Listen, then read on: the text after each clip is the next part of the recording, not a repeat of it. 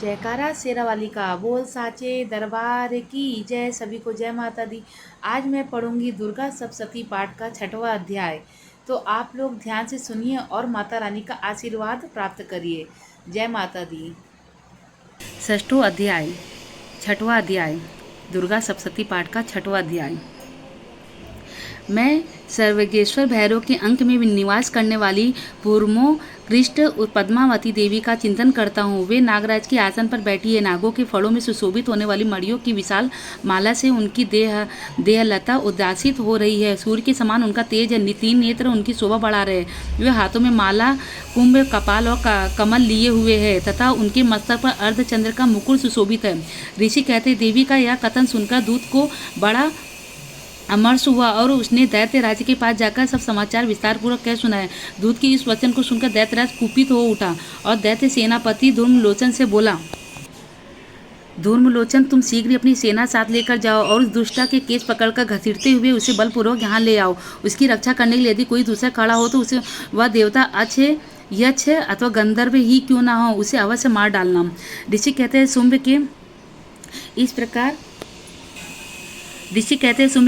आज्ञा देने पर धूम्रलोचन दैत्य 60,000 असुरों की सेना को साथ लेकर वहां से तुरंत चल दिया। वहां पहुंचकर उसने हिमालय पर रहने वाले देवी को देखा और ललकार कर कहा, अरे तू सुम निशुम के पास चल। यदि इस समय प्रसन्नतापूर्वक मेरे स्वामी के समीप नहीं चलेगी तो मैं बलपूर्वक जोटा पकड़कर घसीटते हुए तुझे ले चलूंगा। देवी बोली, तुम्हें दैत्यों के राजा ने भेजा है। तुम स्वयं भी बलवान हो और तुम्हारे साथ विशाल सेना भी है। ऐसी दशा में यदि मुझे बलपूर्वक ले चलोगे तो मैं तुम्हारा क्या कर सकती हूँ। ऋषि कहते हैं देवी यूं कहने पर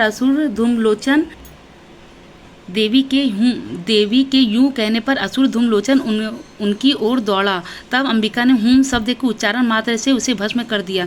फिर तो क्रोध में भरी हुई दैत्यों की विशाल सेना और अंबिका ने एक दूसरे पर तीखे साइको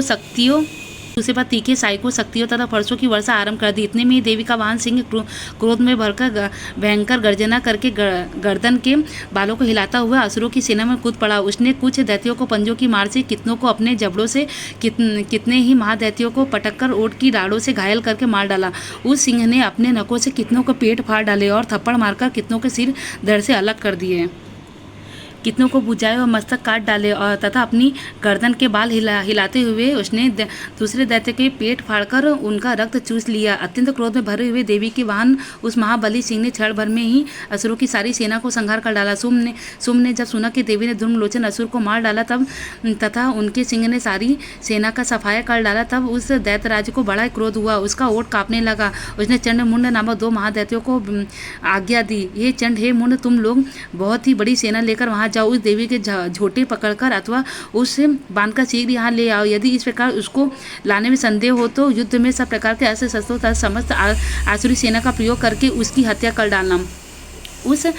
उस दुष्टा की हत्या होने तथा सिंह के भी मारे जाने पर उस अंबिका को बांधकर साथ ले शीघ्र ही लौट आना। इस प्रकार से मार्कंडेय पुराण में सर्वाणी मनवंतर की कथा के अंतर्गत देवी महात्म्य में धूम्रलोचन वध नामक 6वां अध्याय पूरा हुआ। बोलो जय माता दी।